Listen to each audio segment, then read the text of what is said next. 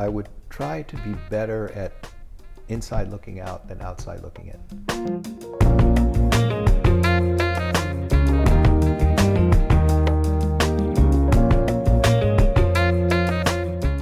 John, I want to thank you so much. Are we rolling? For being on this podcast. I mean, you know, you're one of the few guys that when I first talked to you 3 years ago when I started, I came to you and I said, John, and I've been knowing you for 30 years now. At least. At least. And I used to when you had your GTR, you said, let's drive it. I said, no, John, I don't want to drive. No, the reason why I drive it because that thing, I knew how powerful it was. But you said, let's go ahead, trying to push me to drive your GTR because you were so happy with it. And I said, that's okay. And what'd you get next after that? Because you've always had something nice. I like cars. You do? Yeah.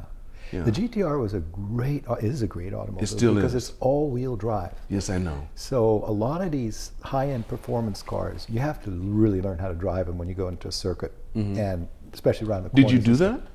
I went to Suzuka. Carlos Ghosn was a friend of the family. I have a lot of time for him. Whatever you can say, a lot of time for him and his family. Carlos Ghosn's youngest daughter was my son's girlfriend. Miles' girlfriend, Nadine. The oldest. Nadine was Miles' girlfriend. Okay, so we. Anyway. That's beautiful. So when Carlos, of course, got 01, I got the second one off the production line without the limiter, and I can say that now because it's highly right, illegal. of course, yeah. So that's why you wanted me to. Okay. And you can't drive it without a limiter in Tokyo, obviously, you know. But Yeah. if you go to the circuit, they will let you drive it. I did go to racing school actually in California. Okay. But thanks for that. It was a great car. Yeah, it was nice. Where were you born, John? Kobe, Japan. Kobe. You born in Kobe? Yeah. I know that. Yeah. Born and raised, and you stayed Through high there school. Yeah. Through high school. Yeah. So But I went to the but you Canadian have a Academy. family history there, though, don't you? Well, the headlines is I was born in Kobe. Okay. Went to Canadian Academy, which is a bit of a misnomer. It was started by Canadian missionaries in 1913. I think it's the oldest school in Western Japan. It's called Canadian Academy, but it's like your Nishimachi, mixed kids, half Japanese, half foreign.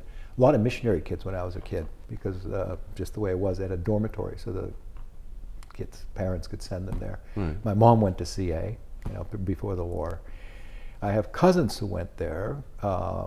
On my mother's side, and my cousin's kids, so I think there are 8 of us who went through CA. So it's your mother's side of the family that really has the history here? Yeah.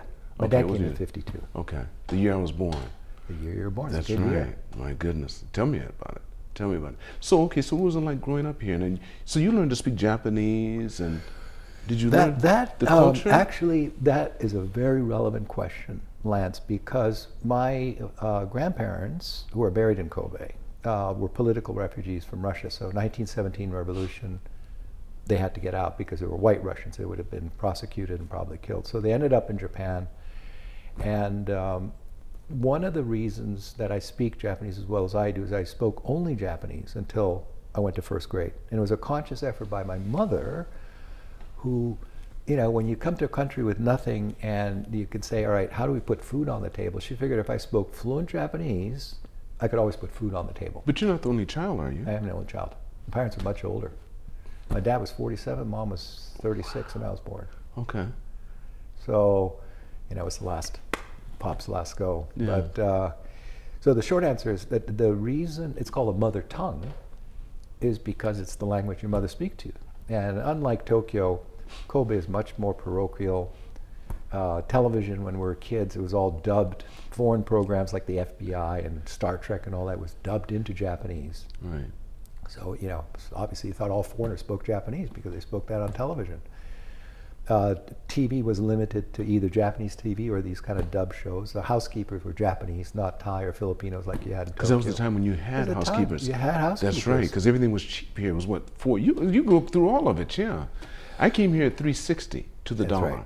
But you know, $4.10, $5.20. No. It was pegged to $3.60 after the war. Was it? Yeah. It was $3.60 after. Brentwood's agreement. But someone told me that the black market may have had a different exchange They rate. did. But it was kept to $3.60 for a very, very long time, until 1971. Okay. And that's when a lot of things started to change for port towns like Kobe and Yokohama, because the people who were here, particularly after the war, pre-war, Kobe was humming. You know, that's a sidebar. But when the earthquake happened in Tokyo in '23, a lot of people in Tokyo got spooked, just like 3/11.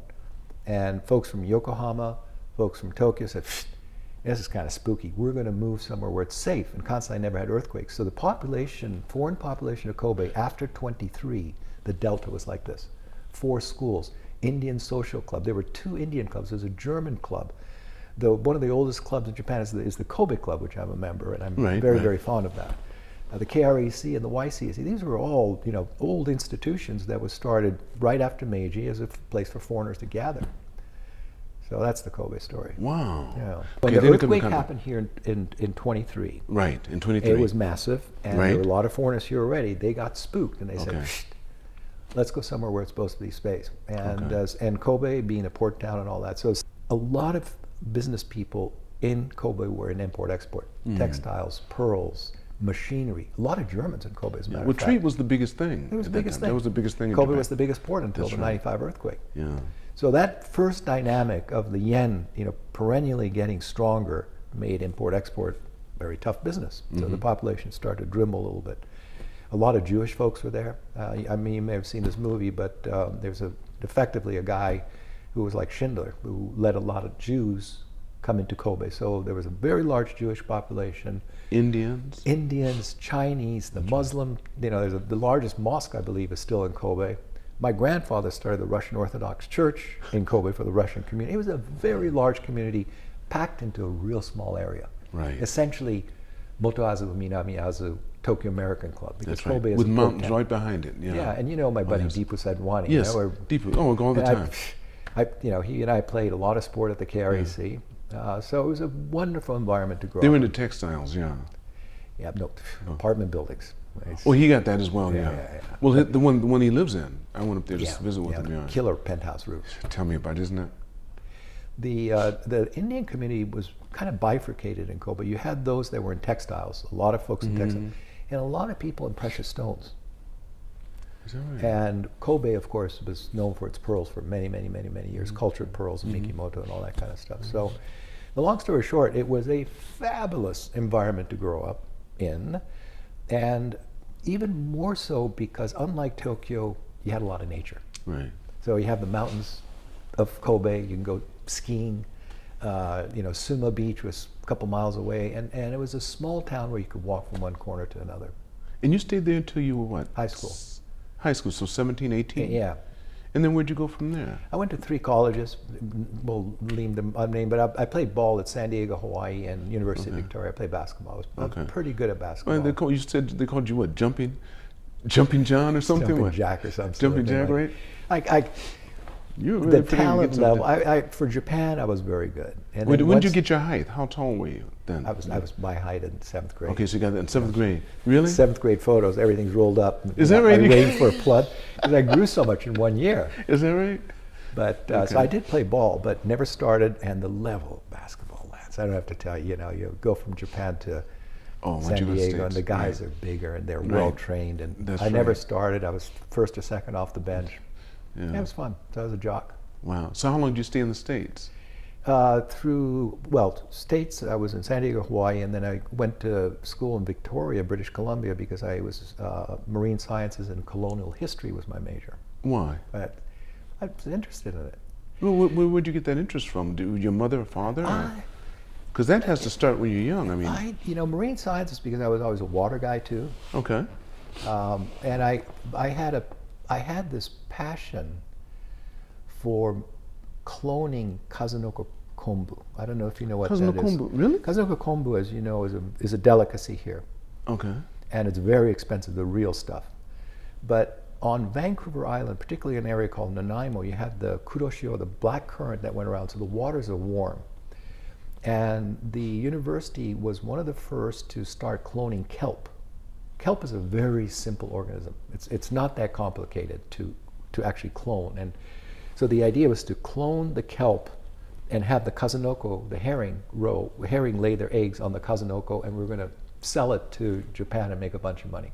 Well, it worked, and then a Japanese trading company that will remain unnamed bought out the rights for it, and they took it over and they made a business. But this is, Lance, 35, 40 years Now ago. tell me something about the process of cloning. Now, I remember Dolly the sheep, and they said they Yeah, right. cloned it and everything else. But when you're cloning, what's the basic process that goes into cloning? Because of course you're not taking an egg and having a sperm or something, you know, or whatever. For particularly something like kelp, which is a very simple weed, essentially, Okay. the seaweed. Right. The cloning process, which I was not personally involved in, but that's what I wanted to learn to make the kazunoko-konbu, is a relatively simple process, unlike cloning sheep or humans or chickens or dogs or anything like that. Think about it this way: it would be like if you had an orange tree, you would graft an orange and then stick it on another tree, and then you can make it grow into another flower or hybrid of hibiscus. That's what I think of, right? So it's that essentially. It's very similar to that. Yeah. Okay, but you just take a portion. Okay. So then, with those two majors, which you graduated with, right? Yeah. What did you do when you got out of college? I was selling ladies' furs. That makes sense. That goes hand in hand with two. You said ladies' furs. So you know, but go back In the to States? No, in Japan. So Wait. you see, so I was in Canada. Okay. I finished school. Long story short, my parents refused to give me any money since I was 13, so I had to work for my money. And as long as you work for your money, John, you can buy whatever you want. I bought a Honda 750, much to my parents. Oh, they were. What year did you buy it? I bought a 73, so it was the 4-cylinder 750. Right. And I come home. Are you riding a bike, John? I know, long hair and the helmet made it come out like that. But so Kobe and Japan in general was a pretty easy place for kids to earn money. You could do modeling jobs. I modeled dye underwear, shag rugs, whiskey joints, teaching English in the summertime, very lucrative. And wasn't it? Lance, man, it was. I know. The bubble, man, it was so nice. It wasn't Berlitz where you're paid as a teacher. I know. This is, you got paid. You make with Mitsubishi, the top manufacturers. I'd leave after summer holiday in Japan, 2 months between teaching swimming, teaching English, and odd jobs of funky modeling jobs. I'd go back. I bought a Honda Civic. I hear you. I bought a Honda Civic. Easily. So I sold a Honda Civic, and I'm looking at these furs that are, and I actually came up to Tokyo too to try to do this, but there's a bunch of fur stores in Japan. I'm looking at the price, and it's like $1.2 million for a lady's fur that I could get in Canada for 300,000 yen. Arbitrage, right? Right. Wait, what if I buy this stuff in Canada, bring it here, give it to the guy in the store, and sell it for 400,000? I'm still making 30% return. That's right. What I didn't realize is that these fur companies and businesses at that time, you actually had to finance the furs. So it wasn't like they would get a better deal. Long story short, at the end of my first summer, this is really funny actually. Do you know what a muskrat is? Yeah, of course, yes. I was the muskrat king of Japan in 1979. And of all these furs I'd show to the dealers, no, sorry, John, we're not interested. We have our own efforts, and you can't finance, you can't factor the merchandise. But the muskrat fur was not really introduced in Japan. And there was a company called Mitsubishi Gomu, a belt company, making belts for conveyor belts and stuff in Kobe, that had a side business of importing furs. Looked out, met the guy, says he loves the muskrat. It got into Hanako or Anan, one of those ladies' magazines back at the time, and I made $32,000. That's a lot of cash. Wait, when? In a month? No, in a year. You see, what happens obviously is in the summertime they buy the inventory for selling in the wintertime. They thought this would be a hit product. So they bought out the entire inventory where I got an exclusive from the dealer in Canada. And long story short, I was the muskrat. Then my dad goes, who was a banker, came to Japan in '52 with Bank of America. John, you're going down the wrong path. He didn't like that. He didn't like it. You got lucky. Right. Just like the Kazunoko thing, some trading company or somebody going to undercut you. You don't know jack about import-export just because your environment in Kobe was like that. Why don't you go work for a bank or a brokerage firm? But Dad, colonial history, marine sciences, no one's going to hire me. Long story short, I got hired and spent 30 great years at Morgan Stanley, 5 in New York and 25 here. Yeah. So it's serendipity, essentially serendipity. That's nice. Hand I got dealt. Wow. And how old were you when you retired? Did you have to leave at 65? Well, when I joined Morgan Stanley, the company went public in '86. When I joined in the early '80s, it was a partnership. So the deal was they set it up so that the partners, if they had what was called a full career, and I think Goldman and Morgan and a bunch of the Ivy League banks had that, essentially meant you had to be in the company for 30 years. Depends on the company, 15 or 20 years as a managing director and age 55. So in a slot machine, you think 3 cherries. When you hit all those 3, you are what's called a full career. And that gives you retirement benefits, a pension, an office in one of the offices if you're in the States, that kind of thing. So did you hit it? Yeah. So I did that, and so that was right around March 2011. My birthday's in February, so a month after my 55th birthday, as I'm retiring and moving to San Francisco, the earthquake happened, and so moved to San Francisco for a while. And I'll tell you. I was riding my bicycle, kids were going to college there, I had family there from Kobe. In about a month and a half, I went, this is not good. And the worst was when you have a glass of wine at lunch. Why was that? It's just bored. And I like my alcohol, but it's, after dark. But when I started having lunch with my buddies at some club or something like that in the city, and you have a glass of wine, you go, this is not the way to live. Fortunately, I met the founder of the company I work for now, Dimensional, which is a phenomenal enterprise, when I was at Morgan Stanley years back, and I helped him set up some business here. So he happened to have a place in the city, and we talked, and Alkire, what are you doing? Nothing. I'm really bored. So why don't you try, setting up a gig in Japan? So I'm here on the rebound. Wow. I love it here, I don't How pretend. We can all you love not? it here. How can you not? We love this country. What was it like for you during the bubble here? I mean, you're growing up. You were in Tokyo at that time, right? Yeah, I was in the equity division of Morgan Stanley in Tokyo. I ran a division there. But even though you were running a division, having to deal with other bankers and stuff, wasn't that kind of difficult, you being a foreigner? Or they give you automatic respect because of Morgan Stanley? Morgan Stanley's name was... You already got the name. It's a credential so you that's had that. so elevated. Good. And Morgan Stanley, in the equity division, essentially had 2 very different business lines. One was selling Japanese equities and Japanese equity research to Japanese institutions and foreign investors. And there was a business of selling US-based research on US companies to Japanese investors who were making portfolio investments in the US. So prior to 1981, institutional investors really were not allowed by the government because of the foreign exchange controls to make portfolio investments. They could make seisakutoshi. So Sumitomo Life Insurance might buy into Firestone Rubber as sort of a passive investment, but not as a portfolio investment. So in 81, that was lifted. And that's when the trust banks managing pension funds, that's when insurance companies and so forth really started to aggressively invest overseas, which meant they needed research on US companies. Morgan Stanley's analysts, represented 80% of the S&P 500 as the top rated analyst. So it was a cushy job. You had a good job. Basically parroting what some guru on oil said, and speaking to a Japanese institution, getting orders out of that. So that wasn't an issue. And folks talk about how Japan was a closed market and stuff. I don't think it was really closed. There were some reasons it was closed, but if you had an edge, and obviously Goldman, Morgan Stanley, Merrill Lynch, a host of European firms were all very successful here. But it didn't hurt to have somebody that actually understood the culture as well. That's what makes the biggest difference, because I've seen so many people come over in the same type of positions and get burned out real quick. Yeah. Because they're used to a faster pace, and there's one word that you need to learn and internalize. It's called gamma. If you don't have that here, you're not going to do business. Yeah.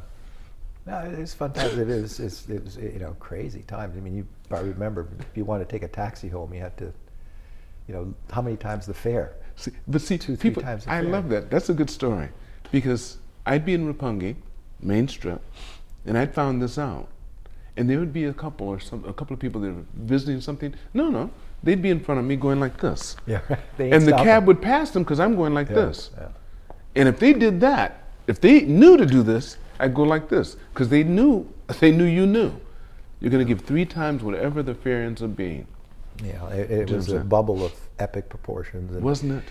And you buy stocks because they go up, and they go up because you buy them.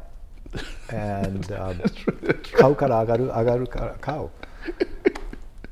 It was bizarre. That's right. And What were some of the most interesting things that happened to you during that time that you just sometimes sit back and think, I really was involved in this, or I really enjoyed this, or good things? well, obviously I was a lot younger, so Okay, the right. tolerance for that kind of, bleep was a little bit more acceptable. But there's some very big differences. Obviously, the commission rate, for example, was fixed.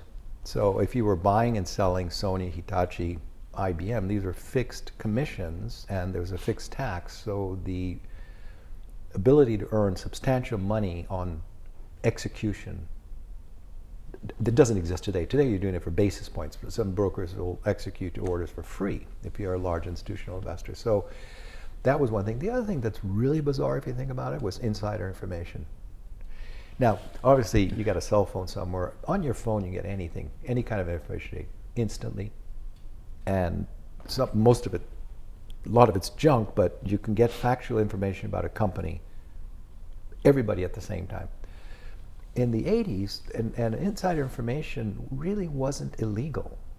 It was how somebody from a big four Japanese brokerage firm could extract information from XYZ company that's going to sell more widgets, have an edge on that, and selectively provide that information to select institutions to curry favors for more orders.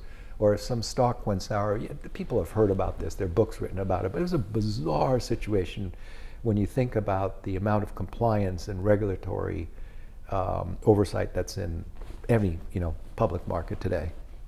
So it's impossible for anything like that to happen now. I can say impossible. I mean, there's still a way. There's still stuff that happens, but not blatant as it was back then. Well, that wasn't only for Japan? That was particularly, you talked Particularly about the bubble. here. That's right. That and was the bubble here. was a narcotic. It was in those days, if I wanted intoxicating. to, in those days, I could actually go into the bank, if I knew the bank you were in, and ask them what you had in it. In my bank account. In your bank account, and they would tell you. Lance, my friend, how about just dropping your meishi when you went to dinner? You know what I mean?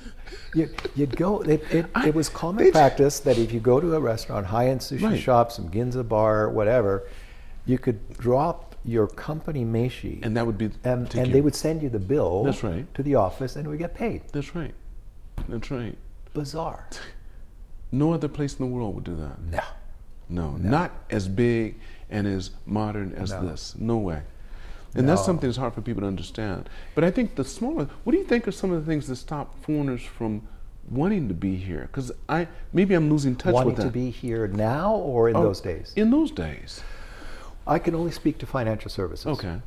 In financial services, generally what happened across most of the bulge bracket firms, and some have gone to a better place, Lehman and Bear Stearns, there are a whole bunch that are no longer there. But generally speaking, most US and European major banks started a presence in Japan. The office that was here first was Merrill Lynch, and Merrill Lynch, there are other, Morgan Stanley and those folks were there before, but it was a representative office. Merrill Lynch had individuals who catered to wealthy people, individuals in Japan, but not portfolio investments because, as we spoke, it started in '81. But as the 80s progressed, and as Japan became a huge economic power, the stock market became important, it was a great place to make money for these firms. Typically what would happen is you'd go from rep to branch status. In Morgan Stanley's case, that was 84. And then you try to get a Tokyo Stock Exchange membership. In our case, it was 86, the British firms were earlier. So what happens is, as you start growing these offices, you would select people from the head office who had experience in that area. So in other words, if it was a US Treasury trader, if it was a convertible bond guy, if it was a research guy, you kind of cherry-picked guys to populate the Tokyo offices. And that's when it became an inverted pyramid. And the idea of a typical expat package is 5 years. So Lance Lee comes to Japan, you set up the trading, you find somebody from another brokerage firm, you recruit somebody, and in theory, you're replaced after 5 years to go back. So the call was not that hard to motivate talented young people to Japan, at least in my experience at Morgan Stanley. Usually that meant better pay, expat package, tax benefits, home leave, blah, blah, blah. Tell me what the package was. Typical package? Yes. Typical package is depending on your household. If you're single, if you're married, number of kids depends on the number of bedrooms. Okay, let's say a married person with a family of 3 kids. Typically, those folks weren't sent. Okay, I know they weren't. Typically, when they were later already, on. Right. So the branch manager or the senior guy might be in that position, but Because generally there are people who are single or married or Right. maybe on the way to have a kid. So Right. it was, a little bit tempered. Right. But you'd get a certain housing allowance. Typically, it would be a membership in a club like the Tokyo American Club, a corporate membership. There would be what's called tax equalization, so that if you were hired in New York, and argument's sake, let's say your tax rate in New York is, just throw a number, 50%. If you're living in New York, you're sent to Tokyo and the taxes are higher here, they would equalize that tax, so you're not paying any more than you would have been in New York. Typically, it would include, because of the hardship in Japan. At that time, right. It wasn't a hardship for most people. And but, also, but some folks thought it was a hardship. But also the size of apartments they got. True. Most Japanese still don't know. No, true. Well, let me correct you on that, because at the same time that the foreign investment banks were coming to Japan in the mid to the late 80s, IBM also had a huge business here. So they had a lot of folks in the Homex. The Homex were developed for the They did that over one push, and they brought in 300 families. Yeah, I remember that. Right. But that that's really burned a lot of people. It did. So there was a confluence of many folks trying to get through a small door, thinking that the room inside's a lot bigger. But the rooms, metaphorically speaking, were not that big. And today, like the apartments next door or this area, there are some beautiful apartments. So that was considered a bit of a hardship. But remember Tokyo, the skyline wasn't like this, Lance. The skyline, there were smaller buildings. No, Tokyo Tower was the tallest thing we saw. And that was in '58. That's right. And all of Nakadori, where my office is, the buildings are capped at 8, 9 stories because you can look down the Imperial Palace now, of course, So there were opportunities to rent houses here. I don't know if you remember, they used to have the house tours. Foreign house tours. Yes, I remember that. And you see all these beautiful, house, you see, the Forest House in Motoazabu, and I don't know if TAC organized it, maybe TAC did. Yes, TAC did organize it, because I went to several. You'd be able to go to these beautiful gardens. Gorgeous. Oh, come on. Of course, now that's all. With a Japanese home sometimes, and you go, and they'd have the carve, and they'd have little bridges going. It was just the last great one is just down the hill from Arisugawa Park as you get down to Nishiazabu on the left-hand side. It's a wedding place now. Okay. It's fantastic. It was made in the Taisho period. Wow. It's beautiful. Isn't it nice? Beautiful. Wow. Really style. Because I remember the transition. Do you know the transition of, the first people here, of course, were traders. Then then after that, I think the banks started to come in. Your father and people like that. Because Bank of America. 52. Okay. Tokyo and Kobe at the same time. So I'm saying, then they came in, and you had a bunch of bankers trying to sell. You're talking after the war, right? Right, of course. Okay. Yeah, it has to be all after the war. That's what I'm talking about. All right. Because that's what we would know most about. Okay. Okay. So then they came in. Then after that, I think after shipping companies. Then shipping. Shipping was massive. Okay, that became, but it still it maintained itself. That didn't change so much. Yeah, but you see, the exports are going so much that you wanted to anchor a ship to solidify a container that was leaving on a Tuesday or Thursday. You know what's really interesting to do for this? You go back through the Tokyo American Club magazine. Right. And you see the sayonara's and the hellos, right? Of the people leaving and coming. That's right. That and would be if so you neat. look from, to your point, from the 50s, the records are there, 60s, 70s, 80s, of course, all investment bankers and stuff. Right. 90s is there too. But the 90s, you start to get into IT. There's IT. IT started becoming big, right? IT and pharmaceuticals. Pharmaceuticals during that time, right? Because I remember it's an interesting mirror, right? To see the foreign community, how it evolved. The sayonara's, of course, were the people in iBanks who were leaving because you're not getting the expat packages and all that was changing. Right. That becomes an interesting mirror. And today it's a lot of tech, right? It's a lot of tech and a lot of entrepreneurs, people that have their own businesses that come over here and say, I want to get a niche. Yeah. You don't see them coming in with the packages. No.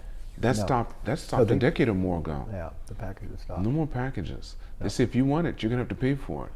Yeah, and even at the leading investment banks, you're, taking off an expat, you go into a global program where you pay your own rent, all that kind of stuff. Mm-hmm. Rents are high here.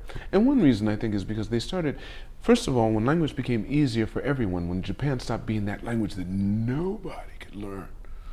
Do you remember? Oh, if you said hi and you were saying hello to somebody, they went, "Sugoi desu ne." Irai. Jouzu desu ne. Jouzu desu ne. Sugoi. Nihongo sugoi. Yeah, and my vintage. That's changed now, in Tokyo at least. Yeah. Because you can still go outside and people still amazed. The vintage for me, when I started in financials, I was really one of the, if you might call it, pioneers, and it was because of my language and probably the yakety skill that I had. But today, go to 7-Eleven, go to Lawson. They speak really good Japanese. And guess what? Really good. And no English. Yeah, right. They speak their native language and Japanese, but they do not know English. I would have never. At the beginning, I said, "What? What?" Japanese is letting you know. Wait, hold it. They're coming to Japan. Yeah, it's a different game. And many of them cannot speak anything other than Japanese in their native language. But I'm reading back to your point. So the guys who showed up, like my father, after the war, 37 years here, Japanese. He didn't need to. He didn't need to. And listen, and the Japanese were good. Even when I came here in the 70s, in the early 70s, taihen desho, musukashi kara. No, you'll never learn it. Yeah. Then, when Australians started in the 80s, putting in their schools, and they came over here, and these little blonde-haired little girls would get up there, and guys would get up there, and blowing the Japanese away. Yeah. All of a sudden, it becomes easy. There are some, all of a sudden, it remarkably became fluent. Easy now. Yeah. Like I said earlier, I don't take credit for that. 100% to my mother, who spoke to me in Japanese, the housekeepers in Japanese, and I've studied French for 6 years. I can't order coffee, so it basically it's a mother tongue. You're not interested, yeah. Yeah. You say, "Well, I got the hardest one." Yeah, how many French people can speak Japanese? But how has that benefited you? Okay, tell me. You have the traditional image of what you think. I'm just saying. Come on, let's go. Boy. Come on now. And you're over here and you speak Japanese. Do you think that's really, really benefited you? Do you think that if someone came in the over early here, years, no longer. No longer? In the first years, yeah. No, basically, I've been in the financial community for 44 years. People that I deal with know who I am, so there's no surprise element. But one of the more interesting stories, personal story, which I'll reveal, and why I think I had a reasonably good career at Morgan Stanley for the length I had and elevated in a very senior position despite my educational handicap, was in 82, 83, Morgan Stanley had a project with Mitsubishi Real Estate in Oregon. It's called the Pac West Center. And Mitsubishi Real Estate was building an office tower, shopping, that kind of thing. And it wasn't going well. And they needed to refinance. And they were pretty pissed. So I'm, wearing a brown suit with shiny buttons. It could probably squeeze the milk out of my cheeks. And my boss calls me and goes, "Alkire, we want you to sit on this meeting. We've got the chairman, the president, everybody important for Mitsubishi Real Estate. It's a fill or kill." And Morgan Stanley's direction in Japan was to work with the Mitsubishi Group, Goldman largely with Sumitomo. They're all kind of different colors and text, but we wanted to be really tight with the Mitsubishi for all the reasons. Look at where Morgan Stanley is with Mitsubishi today. And there's a guy called David Phillips who championed that. Long story short, so I'm called into this meeting. I know it's important. I know jack beep about real estate. But Alkire, you sit in on this meeting, don't say a word, and if you could pick up anything at all, let us know. But I'm 23, 24 years old, right? Brown suit, don't look like I know anything. There are 10 guys from Mitsubishi. It's the president of Morgan Stanley. Every single senior guy, Dick Fisher. And it's this high-level meeting in the Exxon building in our dining rooms, and the meeting starts at 10 or something like that. And you can read people's faces. They were not happy on that side. And Morgan Stanley guys were worried that the deal would go somewhere else. Of course, typically there's a break after an hour, serve coffee, fire them up, put them out. And I'm standing by the window, just looking out the window, and by the Japanese folks. Goldman Sachs ね、3.15 でやってくれみたいな。モルガンの値段は高すぎるよ。Goldman, if we go to Goldman, they can do this. They'll outbid Morgan Stanley. They want this deal at Pac West Center. And I didn't know what that meant, but I knew that a competitor was going to come in at a better price.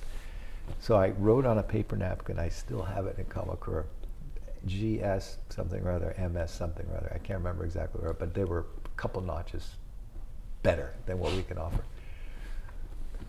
I pass this note around, and our side lights up, Morgan Stanley. Because we are such, we really want to work with the Mitsubishi Group. You are our partners. We're going to go to the lowest rate, basically the conversation possible, at 3.12. The smiles lit up on the other side because they didn't want to go somewhere else. Morgan Stanley got, so long story short, from that day on, for about 2 years, because I was the only guy who spoke Japanese in the head office, I was called to every high-level meeting with any Japanese that came to. I'm 24, 25 years old. And that was the only one that I had any relevance that would work, but because of that, I got to know all the senior people and they knew you. At Morgan Stanley, and they thought I was a cute kid who spoke Japanese. So I think that fostered sort of this, relationship with the head office that most folks may not have had if it wasn't for the Japanese. So that's coming back to how did the Japanese help you? That helps you a lot. Otherwise, that's not really. That's good. That's good. Today, Do you read Japanese as well? Do you read and write? Well, when we finished Canadian Academy, which is the quote equivalent of Nishimachi, in theory, one understands the Toyo kanji, which is 1860, in theory. So you take French, Latin, or Japanese. Most kids took Japanese. So when I finished CA, there was a good understanding of kanji, but now it's Wapuro. And I have assistants that do the Japanese. If I read a newspaper, I don't understand it well enough that I can get the granular nuance, but then you can always put it on some G machine and it comes out. So. Isn't that something too? Where do you think that's going to go? Because I can do that now. They have, what is it, dark L or something like that? Yeah, deep L. Deep L, I think it's deep L. Perfect translation. Yeah. And with that happening instantaneously, like the ticket I got the other day when I pulled up the policeman, he couldn't speak any English whatsoever. And I'm, of course, not going to say anything to him in Japanese. And he said, "Wakarimasu ka?" And I went, and he said, "Do you understand?" And he was listen, "Oh, yeah." And said, you didn't stop at a stop sign. And I said, "Oh, dear." Okay. And he says, "Okay, you're going to get a ticket." Oh, dear. And I good said, old really? days, lads. How about the good old days? Wakarimasen. So you don't have to say, no, you say, "Excuse me, I don't understand." You have to really. Oh, dear. And they just say, "Ja, be careful." Yeah. And that was it. Well, you could get away with so much. I mean, so do you see yourself being here indefinitely in Japan? You don't want to say that. Well, the short answer is I'm applying for permanent residency. I have a home in Hawaii, a home in San Francisco. We kind of washed out. I can't live in America, quite frankly. Hawaii's a great place. Why can't you live in America? People are too selfish. It's a me society. My me society? For me. Yeah. Well, you grew up here. See, for me, it's a little bit. Your emotional. They say emotions are built by the age of 12, and everything else is just information. So emotionally, you were set up in a culture of ware. But still, I like kindness. I like the selflessness. How about January 1? I mean, any other place in the world that pain would have perished. Okay, it's the selflessness. It's the genuine kindness of the Japanese. The co-CEO of my company was here in December, and literally he dropped a 10,000 yen note as going in the Peninsula Hotel. The cab driver runs up and gives it to him. There's no country like this. It's clean. It's immaculate. I like cleanliness. You see, Let me ask this: do you think the Japanese feel the same way? If you were Japanese. No, I'm spoiled. Are you kidding? Okay. I'm privileged to the max. Okay, would you want to stay here if you were Japanese, do you think? I can't answer that. Of course you can't. I really can't, and I don't even want to get my head around it. Okay. But you don't want to get your head around it. But I'll be blunt. I am probably one of the most privileged people on the planet. I mean, having the background that I have, my family history here. At one time, our family name is probably one of the best known foreign names in Japan, and in the chocolate business. I am completely privileged. You know what I like about you, John, because you've always been so Japanese in the respect that you never want to be in Miratsu, because you already are. No, I don't need it. I know you don't have to be, because you already are, and you know that. But still, you don't carry that air around. Thank Because you. some people do. You know, some people, you see them here, and I'm sure you see them, and it pisses you off because you can see it. And it doesn't matter what their ethnicity is. All they have to be is not Japanese. And you can see it. They've come to a place where they know they have it better than where they came from. And also there's a bit of age involved as well. You know, as you get older, you do want a little bit more cleanliness, orderliness, a polite society, not where people are bifurcated. Are you CNN or are you Fox? And you know, come on, man. Are they both telling? Are they telling you the truth? Or are they trying to get you to belong to some sort of cult? And it's a very sad state, particularly San Francisco, beloved San Francisco, where my sons are and where a lot of my family members are. It's just gone into decay, moral, and it's decay in the city. It was one of the most beautiful cities in the world. It used to be. It used to be. And it used to be. I'm a 60s Well, kind they still of guy, have the infrastructure, but they'd need somebody like a Giuliani or something to come in there. If they did that, but see, it can't happen on the West Coast. No, everyone's got the their West own Coast, opinion. they're just, I can see where that would go. So as far as I'm concerned, this is just a wonderful environment to be in. You know, Japan, there are many places that off the beaten track that are just stunning. Well, you had a great time over the COVID time. You and your buddies went all over Japan and had a great time. I saw the 3 albums. Yeah, COVID, you know, was obviously bizarre for many people and undue hardships on many, many people. But to be blunt, I really milked it. And I traveled all over Japan. I stayed in places that are normally very expensive for a very reasonable amount of money. I'm a bit of a prankster, so, you know, I take my sake in a pet bottle of, you know, Evian or something, and I'll have another water, but, you know, I have my sake here and there with the restaurants where it's serving. But you guys had a good time. We had a great time. That's wonderful too. And then Paul with his license, so you guys took the boat around the coast and had a good time. Yeah. That's nice. Yeah. So where do you see Japan going? Let's end by asking you a few questions. The last question about where do you see Japan going over the next 5, 10 years? Well, if you believe that things like the stock market or the currency reflect a lot of people's opinions, it's telling you that given where the stock market has gone the last 10 years and the last 6 months, where the yen has gone the last couple of years, that this place is happening.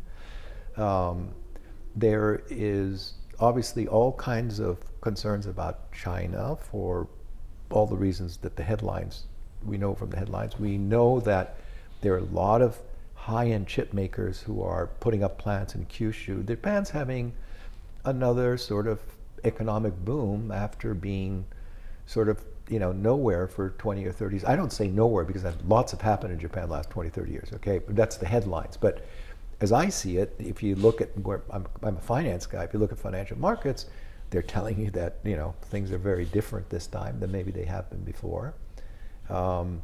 The input cost, because Japan imports everything, is really, it's like a snake that swallowed a rat or a frog. It takes a long time for those import costs to get fully into the system.